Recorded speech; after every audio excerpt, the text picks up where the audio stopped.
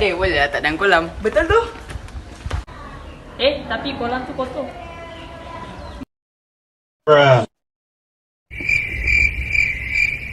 Saya ada satu idea untuk buat aquaponik. Aquaponik tu apa ya? Kamu nanya. Okay.